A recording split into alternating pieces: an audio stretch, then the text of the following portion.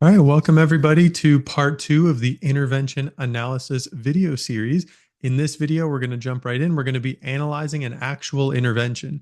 And the one that we chose is the Olivia intervention, which we have used the last couple of years at Date with Destiny Leadership, the 2 days prior to Date with Destiny. Now, there are two things that we want to pay attention to. We have the intervention debrief form, which you'll see here on the right. And the way that we use this form, it's a debrief. So you can think of it after the fact. We've got 2 pages. The first page, and these are seeds to plant, things to think about as you're watching this intervention. 2 or 3 things that were done really well, 2 or 3 things that maybe could have been improved, some of the primary skills or tools used. And then the second page, you have one line, the space for one line to add what you think might have been the most impactful question or comment or tool at each of the steps. So we're going to go over this at the end, but I just wanted to give you a preview of what this looks like. And Leadership Mastery participants will be able to download this form from their dashboard or virtual venue. This document right here is the full notes. And so these are notes that I took while watching the actual intervention. And similar to what Date with Destiny Leadership is going to do, they're going to have a Slack channel, most likely called Intervention Analysis. And they're going to make a post with the picture, the Date with Destiny Leadership trainers. They're going to make a post.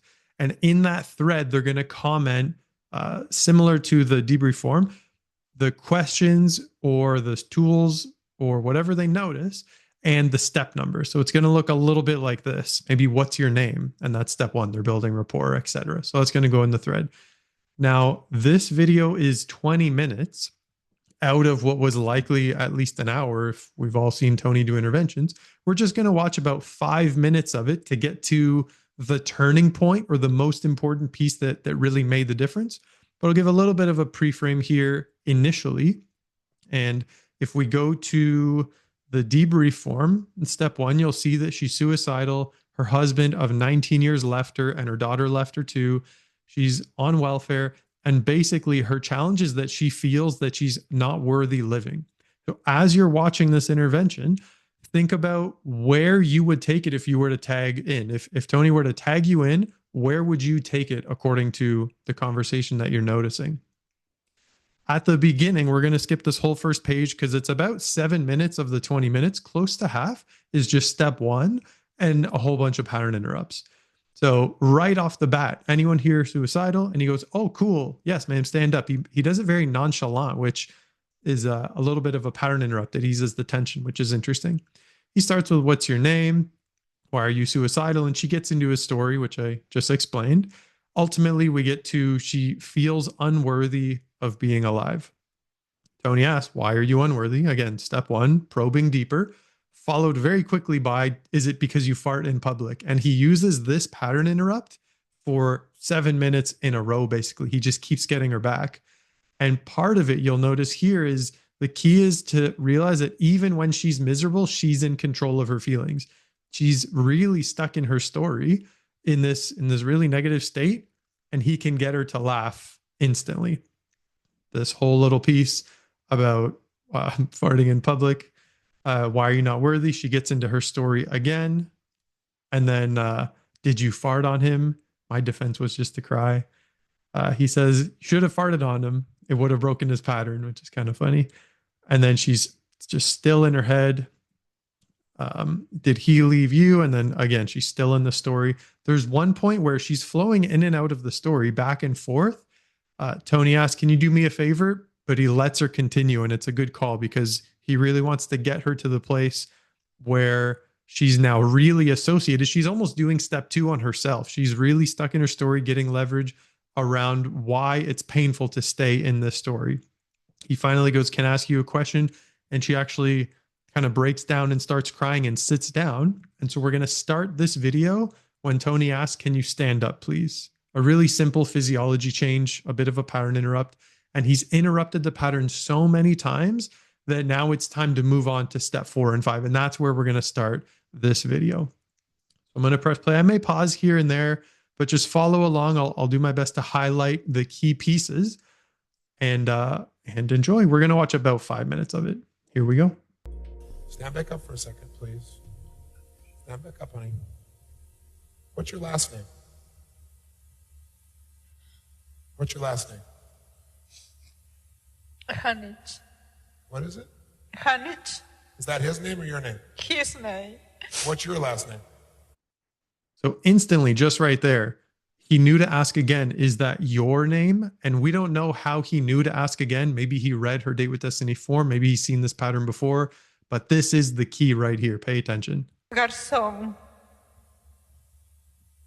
Garçon? Garston. Yeah. As a Garston, would you sit there and cry? Is that part of the Garston legacy? No. I didn't think so. No. How would a Garston handle this? Very proud to be garçon. That's what I thought. Dignity, morals, and honesty is in my heart. So just the question, how would a garçon handle this? There's a bit of an NOFD. If he were to go on and role play it, that could turn into that. There's definitely the psychology of personalities. There's an archetype of who a garçon is.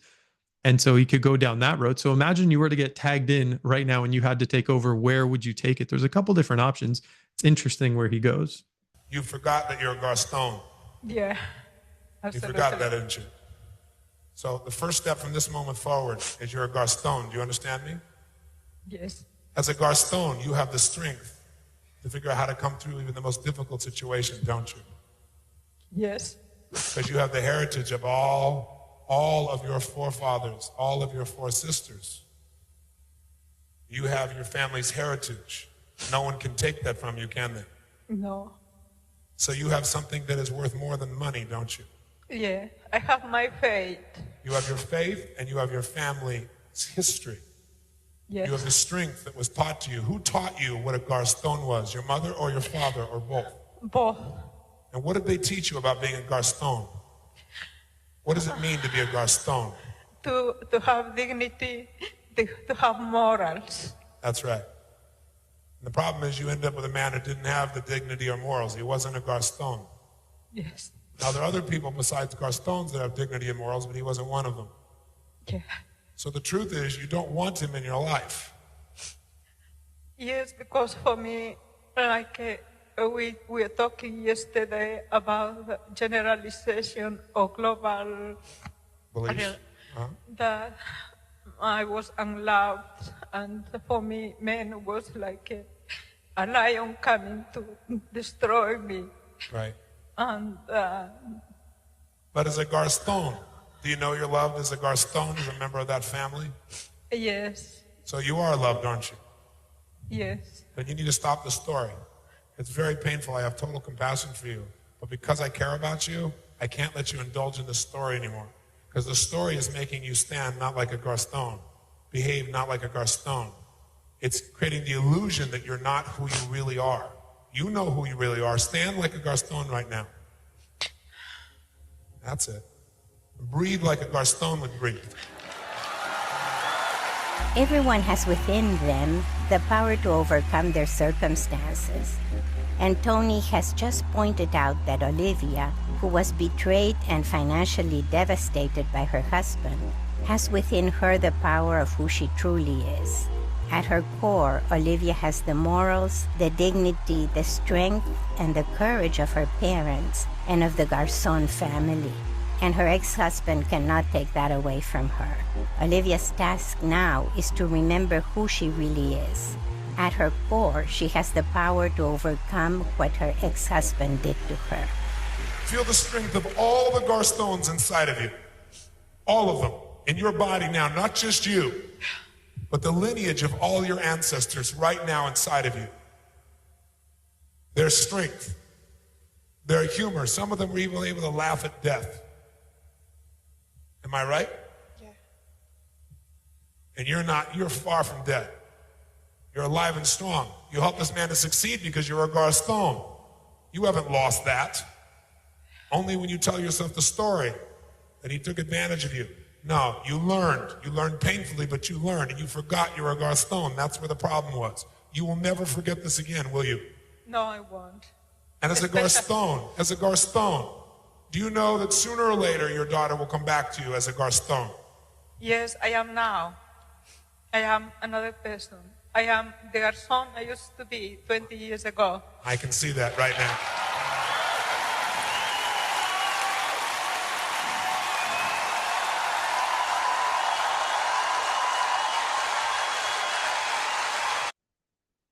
All right. So you can see a lot of really interesting stuff going on here. When I said pause, where would you take it from there? Did you think it was going to go down that road? Would you have done something different?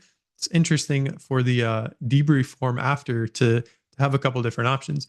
He goes on to then continue step 7. How does it feel to be back at your real self? Will you ever forget this again? Is really the test in step 7. And so you can see in this form that he starts on step 1, a lot of step 1, a lot of step 3. The leverage is already there. She's in a lot of pain. He doesn't necessarily need to associate her even further. He's actually trying to get her out of that story so he can have an opening to then define the problem. And he spends a lot of time on step 1 and step 3 until finally he gets to what's your last name. That was the pivotal moment. And if he must have known at some level that her heritage and her legacy was going to be empowering. Again, maybe it was on the forum. Maybe he's done this kind of train of thought before and he knew that there might be something there. But in my notes, at least, I put that he was guided to dig deeper. That's something that's not in the steps necessarily. When you ask a question, sometimes it can be interesting or tricky to try and figure out where to go. And you just need to know that when you come from your heart and you're in the zone, that you'll be guided. I made a note here, 8 of the 20 minutes, almost half, was a lot of step 1. And he finally shifts to step 4 and step 5. Defining the problem, you just forgot who you were. And step 5 is getting associated to that new identity. Tony loves conditioning it with the music. When she does the new identity, when she embodies the garçon, she gets rewarded. The audience cheers and there's music and all that kind of stuff. And then a little bit of 7 at the end. So we'll go to this form. We'll do the second page first really quick. Step 1, again, this is a bit of a summary. It's not necessarily a question that he asked, but it's in one line, what's happening? Suicidal, husband left. She doesn't feel worthy of living. Step 2, he did a little bit of her daughter leaving her and what he took from her. She was already really associated, but he asked questions to clarify and to get it that much further.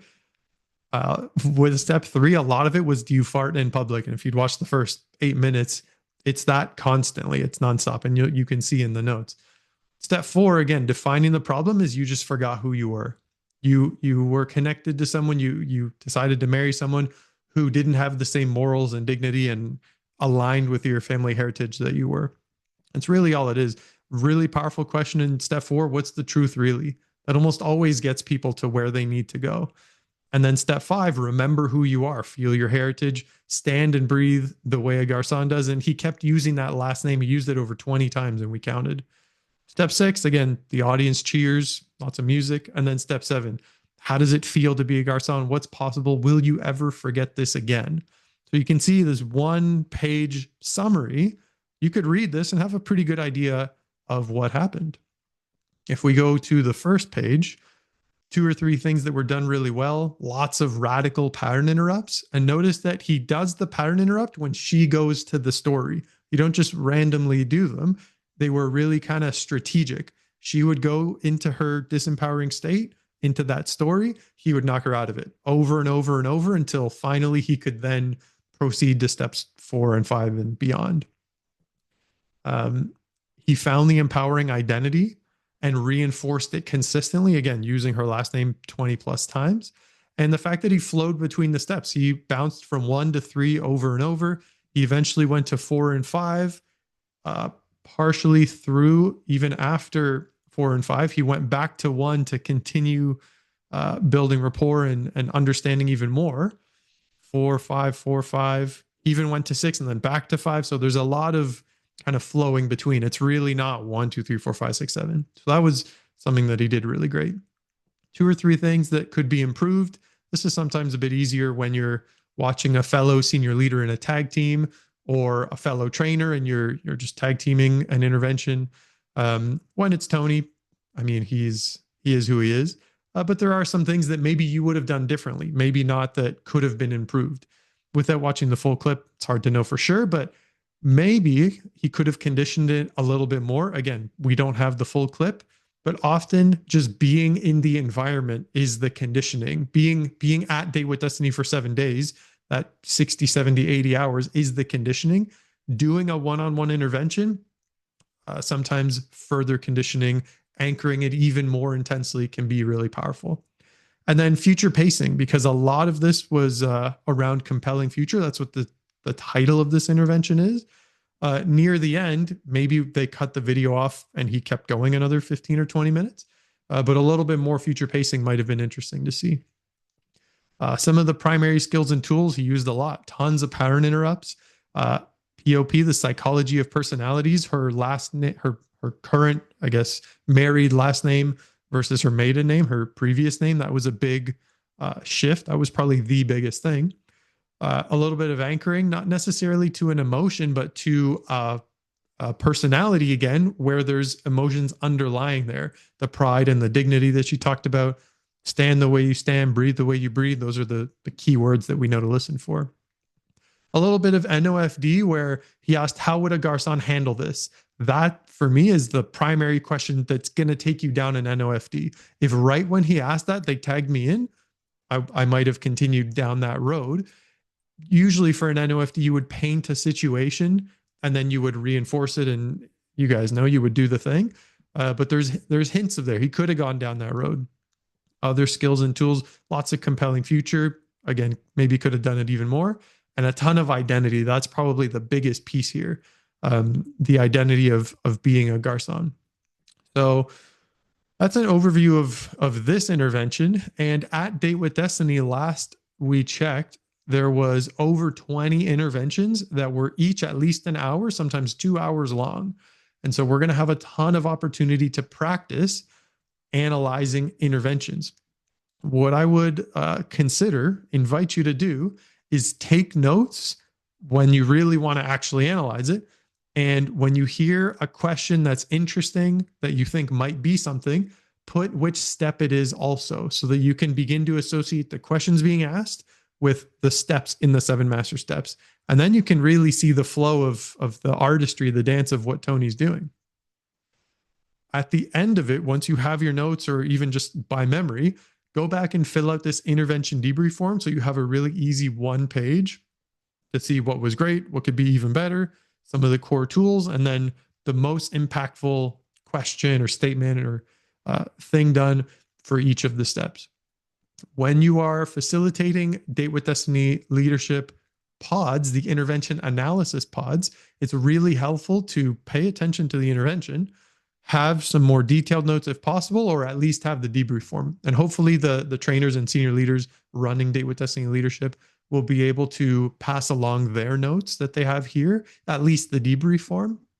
And that way we can support our up and coming Date with Destiny leadership participants to be able to deepen the understanding. As senior leaders and trainers, you'll be able to pick out this kind of stuff. As Date with Destiny leadership participants, they might miss a lot of the things, even at the most basic level. This very first thing, oh, cool, yeah, stand up. That's a pattern interrupt. And it might have been missed if you hadn't given it to them. So going forward, call to action, when Tony does an intervention, or if there's videos, practice this. It shouldn't be a given. The best way to improve our pattern utilization skills is to level up our pattern recognition. When you can watch something and you can notice an NOFD or anchoring, you can then build the patterns to actually utilize it yourself, and then eventually move to the next level of pattern creation. Again, as a reminder, if you haven't watched part 1 of the intervention analysis series, go and watch that. And otherwise, best of luck watching interventions.